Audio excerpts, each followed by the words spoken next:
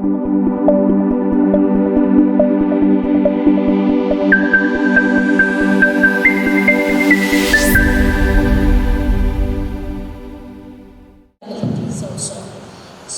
one of the things that I think from your input, our school is going to do best.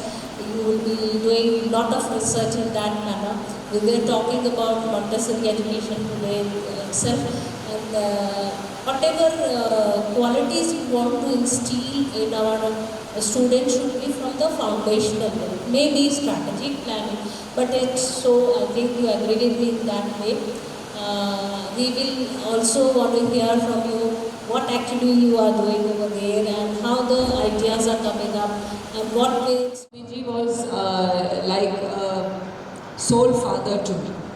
So he used to call me Beti always, and he used to treat Swami Dayananda ji as a son and me as a daughter. तो हम भाई बहन ही हैं, सही में. It's a great pleasure for me to come here, and honestly, this thing was decided because yesterday Swamiji told me that you come here, and I trusted him when he said that it will take only 1 hour from Indore. It has taken a little more, but I am very happy to be here because it must be Puja Swamiji's wish and will that I come here, and because suddenly we have been talking for a long time about visiting, especially the Khategaon school. Yeah, but I haven't been able to go there, and something or the other kept coming up, and so indeed it's a chance to be here with all of you. You're all teachers, you're all nurturers. I am very closely associated to the Montessori movement, and very recently, around 1.5 to 2 years back, Mahatma Gandhi's granddaughter, Ela Gandhi, nominated me to the International Board of Montessori. So I'm a member of the Association Montessori International Board. Interestingly, I'm also one of the first non-white persons to be on the board, because it's a European, it's basically a European, American, in every international organization, the people from Europe and US particularly have the lead. Very rarely does this, what I call the south of the earth, southern part of the earth, Africa, South Asia and other countries here, we rarely get a chance, or Latin America, but we have got it this time. Anyhow, so that's my association with, because our young announcer here was saying he doesn't know.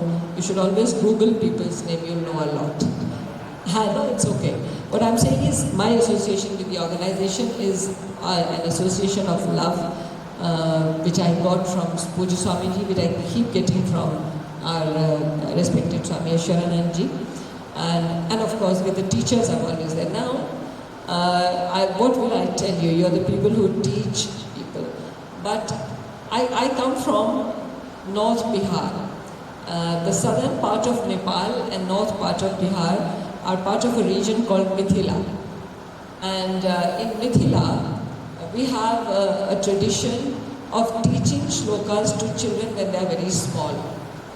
So people are always wondering how, with such so-called backwardness, despite being the first empire in the world, being the birthplace of Bhagwan Buddha and Mahavir and Aryabhatta, Bihar is still thought of as a backward place. Why do you have such a huge number of people from Bihar who are in the IITs, in civil services, ISIPS में भी बहुत सारे हैं? How do they land up there? So we traditionally in the most remote villages also, people will teach their children shlokas and all. That's a way of life.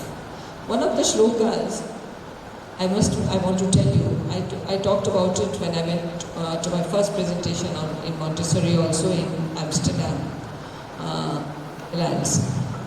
That shloka is Balo Aham Jagadananda Name Bala Saraswati. I am a child. Alo Aham, I am a child.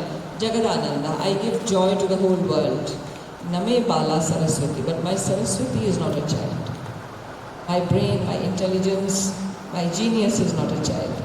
So this is something which we were taught. We teach children the moment they start talking, we teach them this. Because it gives them confidence in their own intelligence.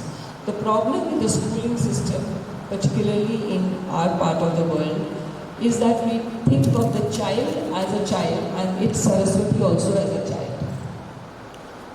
And we think of the child as someone who has to be told everything, who does not have his or her own imagination. I have been exposed to more things. So maybe I know of a little more variety of plants or animals or whatever. I know a little more only through my presence, longer presence on this earth, my exposure. It's something which is just by accident of birth. I was born before you, years before you. And the child is born much after you. That doesn't mean that the child has to be disrespected.